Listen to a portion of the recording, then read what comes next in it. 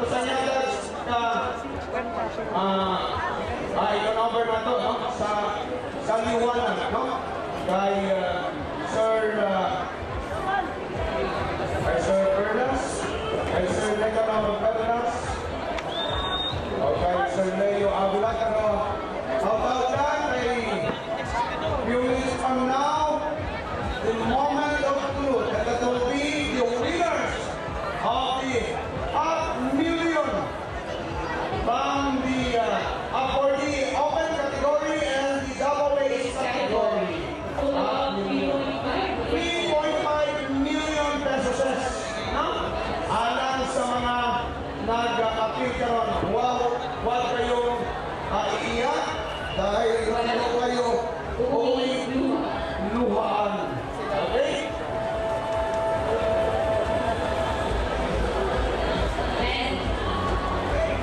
So, out will be launching the Liwanag World Festival. Okay.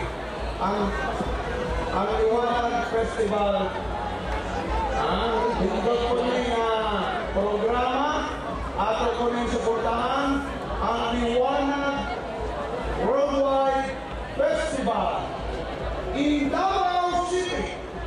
Okay, ito mga performers, mga participants, please get inside.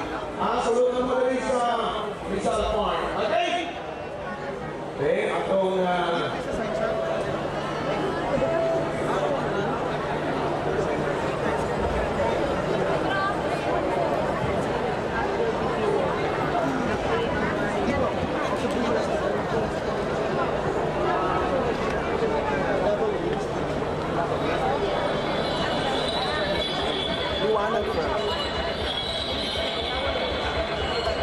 liwanag. Nakakalagway sa Pilipinas, lumakalagway sa liligtas. Mga kapasimulahan sa mga bukong sa katawan na nagkaw alak sa kabumaw. Mga kaisunan, imayang kinig mga kamunaan, alam mabago ang kalagway sa kalikunan. Talaga, patungong sa kahayag, tayo na tungo sa liwanag!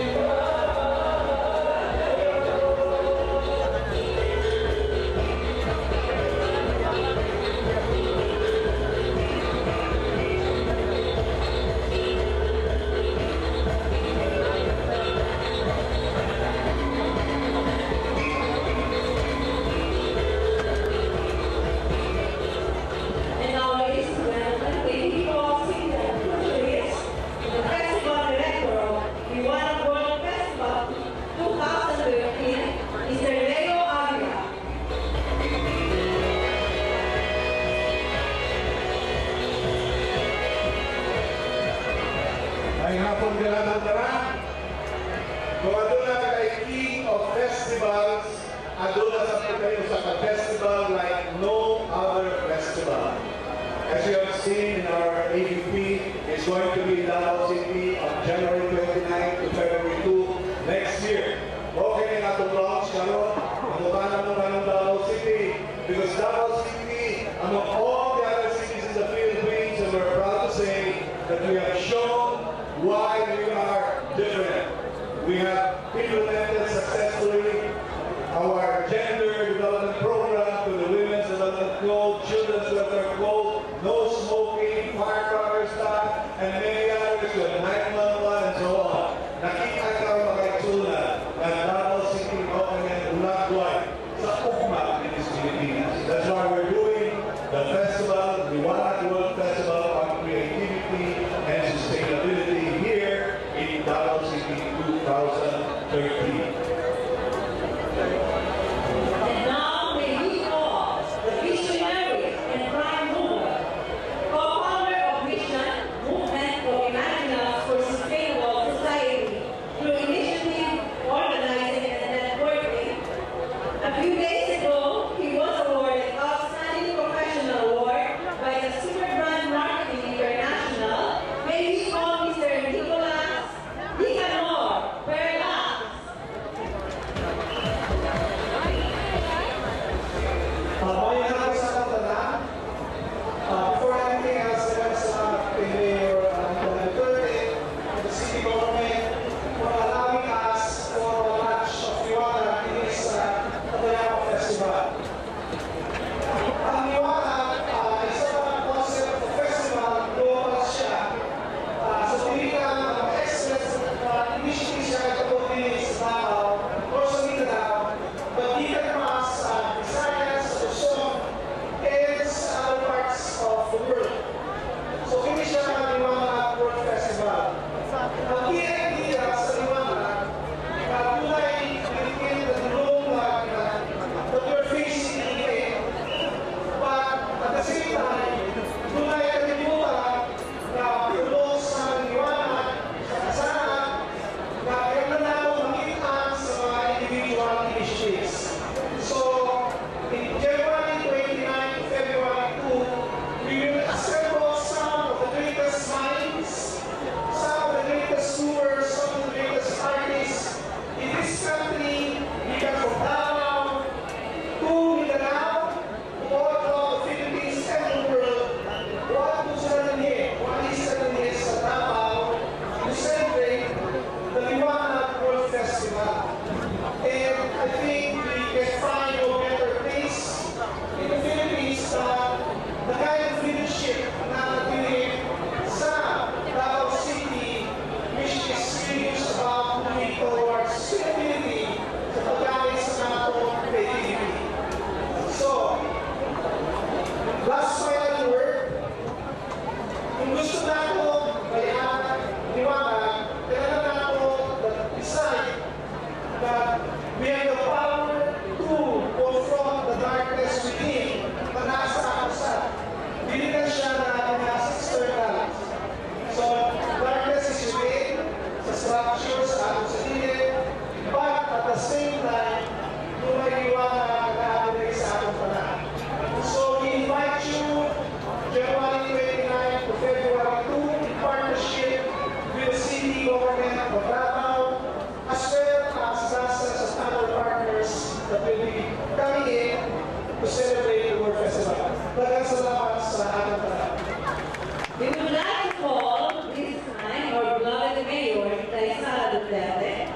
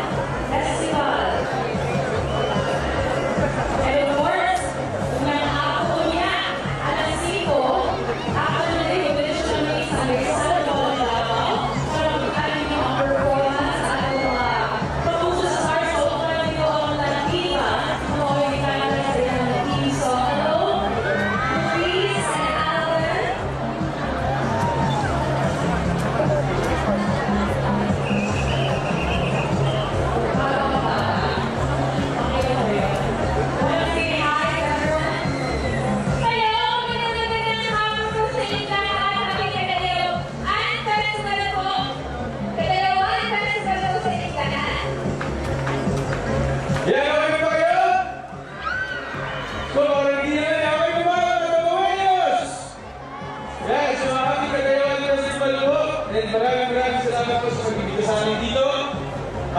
Sa lahat ko sumusuporta sa One Club, maraming salamat. At sana patuloy niyo po pag-away ng show namin. Gabi-gabi, magkakabos sa makakindi ka muli. Yan, salamat po. Tapos,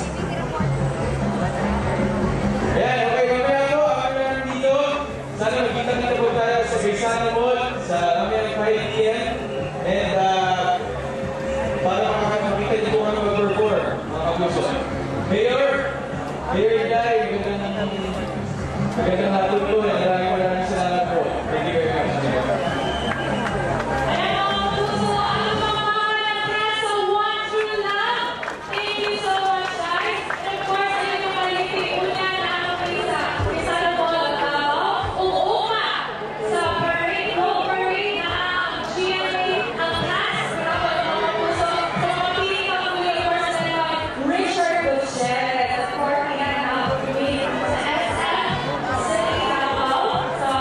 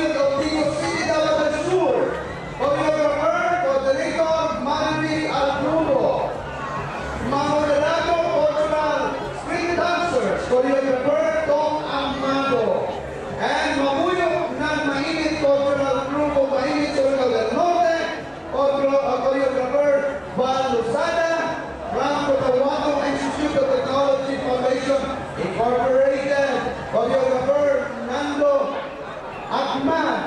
And from Pablo Valencia National High School, Pulmonok, South Cotabato, choreographer George Timboy. Please come up the stage now. Palihog sa atong gitawag, one representative lang yun. Now, one representative lang yun. Dili pwedeng duha. Isa lang yun. And also, we have Ron Hunter-Iday Sara City Mayor of Davao, with Miss Jean Bangayan, Chair of Tulak Davao Festival Foundation, to do the honors for giving the certificates for the open category and Davao Days. Yes, ma'am. Miss Mayor Iday Sara Duterte and Ma'am Jean Bangayan. And also our Davao Days entries from Malabang Elementary School choreographer Ray Dimar Daragdag, the coordinators Marcos Lord Diaz and Eddie Cabanillo, PhD. And also from 6th of Babao Elementary School, we have the coordinator Mr. Alexis M. Tito and the coordinator Ms. Imelda E. Carol. And also from Vicente Dizon Senior Elementary School, we have their choreographer, Mr. Carl Solumaka, with the coordinator, Maribel Dinos. We request the Tintang to come up the stage also. Tintang, ang atong official tabulator, ang atong IT partner. Tintang, please come on the stage now. Kamutanan, thank you very much for helping us. For helping. For the Davao Days entries, we have the Artemio Loyola Senior Daragdag in Davao, choreographer and coordinator, Mr. Timoteo Sani Jr. And for the Timo Kaibugan of Patina Elementary School, we have choreographer R.G.L. Flores and the coordinator, Ms. Sharon A. Azucena. For Jesus Soriano National High School, we have the choreographer Ian Michael Rosata and the coordinator Edwin E. Cacoha. Okay. And also for the San Isidro Elementary School of Buhani, we have choreographer Glenn Sarmiento, coordinating Nancy Montecato. And for the Teatro Catholic, we have coordinator Melvin Cuavo. And Okay. And also for the Santa Ana Performing Arts Guild, we have choreographers Jade Naya and Ronald Roselio and the coordinator Marian Odette Serna. For the Cesario, From the tribo Cesario we Villa. have the Elementary School Dance Club, we have choreographer Ryan E. Montanan and coordinator Mrs. Felisa Senillo. And from tribo Hamtong Senior Citizen Association of Actal District, choreographer Violeta Rites. And coordinator Mr. Norman Villegas Valdoro. Without much ado, And I would like to call all the collegians, please send one representative for the open and Davao Days category. Please come up the stage. and now the certificate of participation for the 27th Cagayawan of Davao 2012 is awarded to for their invaluable attendance and participation in the Inter-Inter Secretarian held on August 18, 2012 around Davao City, given this 8th day of August 2012 and Davao City Province, signed Sara C. Duterte Carpio, Mayor, City of Davao.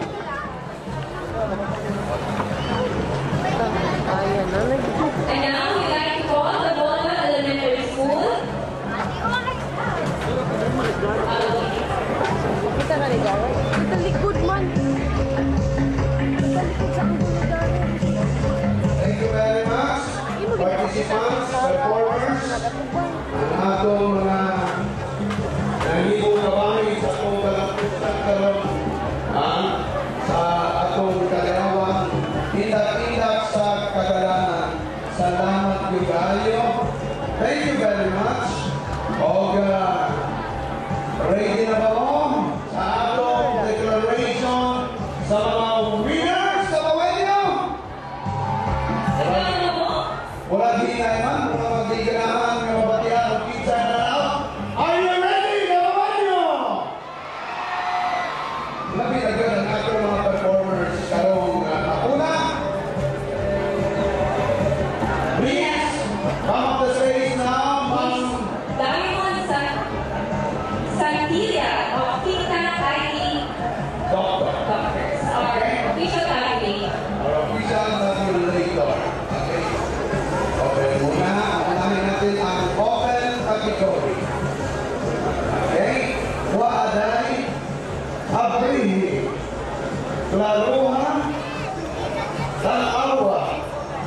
o kinsa ang winner. Fourth runner-up. Fourth runner-up goes to Entry. the fourth place will receive 200,000 pesos.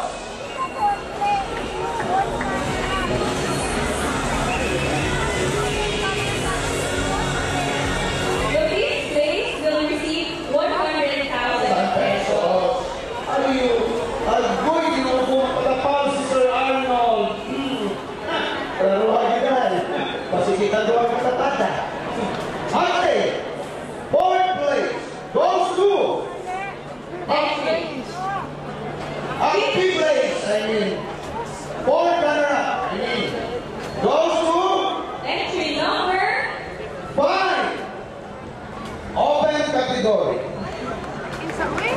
Entry number 5, the woman that are Talatino. Congratulations.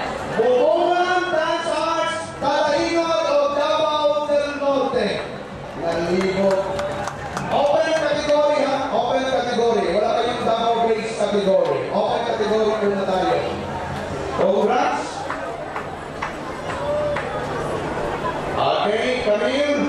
And the fourth prize will receive 200,000 pesos. 200,000 pesos.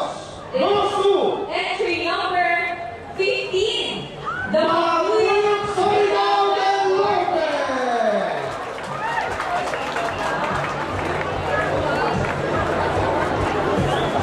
For the third prize, will receive 300,000 pesos. And the winner is entry number 17, the Coonawato Institute of Technology. congratulations to Cotahuato Institute of Technology. Will receive 300,000 pesos.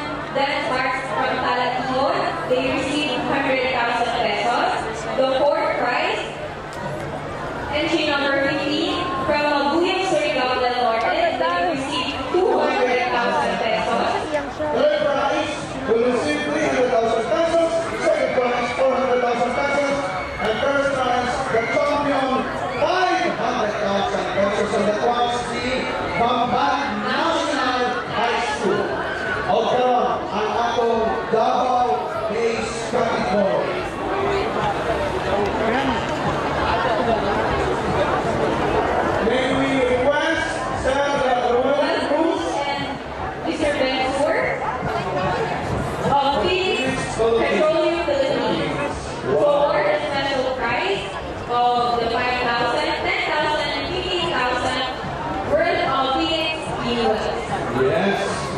Thank you very much to the Phoenix Petroleum Philippines. Libre na ilang kasi. Okay. All non-winners will receive consolation prizes. Don't you worry. Hindi na kayo uwi ng buhay. Meron pa rin. Ang The open category, they will receive 50,000 pesos. and the double base category will receive 30,000 pesos. Wala niya po'y muli kaluhaan. Okay, ang atong double base category for the Phoenix Petroleum Philippines winners. We have the fourth runner-up, Those two will receive 100,000 pesos. no 75,000 pesos. Ayaw patapla itaw palihog. The fourth runner-up will receive 75,000 pesos. Ayaw na, di mo 100 na. Ay, uy, 100 kung hindi na mabutang pili. Oo, 100 yun. Lawak ni. Ready? Tara. Refresh. Okay. For the double base category, the fourth runner-up will receive 100,000 pesos. And it is entry number 14. the San Isidro Elementary School. Congratulations.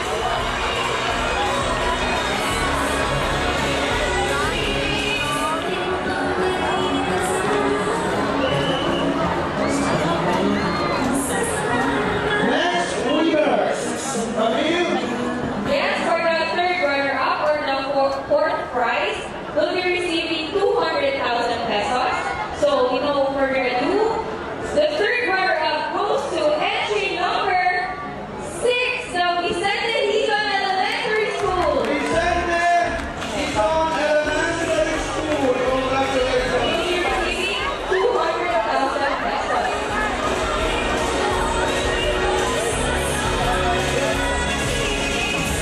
Una na ito, itinara ang top 3 winners. May we call all the judges to come up the stage now. Judges, mga sirs, mga ma'am, please come up the stage now to be with us. Judges. Okay. Ay, wakil kami kay magkakamada o niyata. Ako siya, Okay. Ang atong mga board of judges. Pasahin na makita ninyo ang ilang mga faces. Dari sa stage.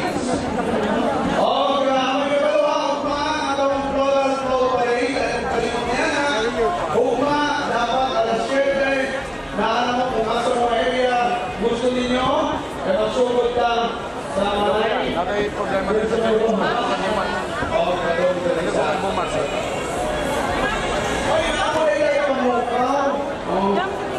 Oh, 5:35 to 6:45. Umiyak na. Umiyak ka brown. Sige, yung bata na ay sa'yo rin naman ka ng kasapro makanata. Sa akong pamukaw, ha?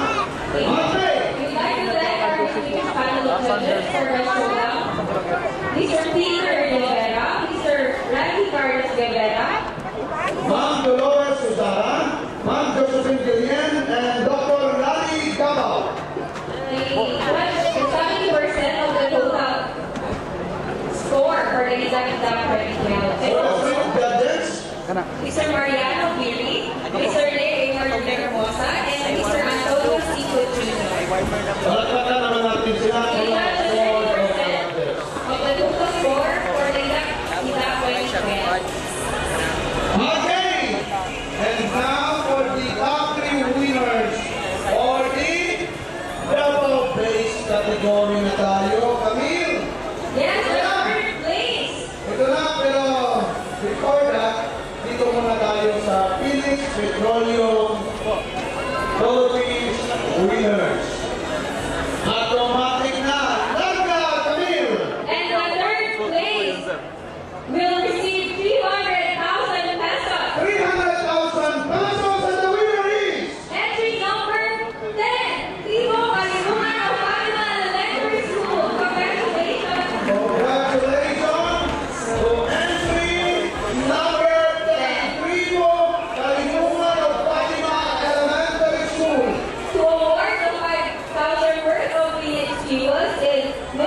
Roel Cruz and Mr. Bensor from Phoenix Petroleum, Philippines. Okay, picture. Hey, with the mayor and the chair of the Two House Bravo Foundation, Nancy Bangani. And now, For the second place, second place. they will receive 400,000 pesos plus 10,000 worth of Phoenix fuels to be awarded by Mr. Roel Cruz and Mr. Bensor. 400,000 pesos goes to Entry number 18, the Santa Performing Arts Field. congratulations, Sasana Performing Arts Guild. The second place goes to entry number 18, the Santa Ana National High School. Okay. And for the champion, Wow. you receive top ₱1,000,000 pesos. or 100,000 pesos full cash. In full cash. In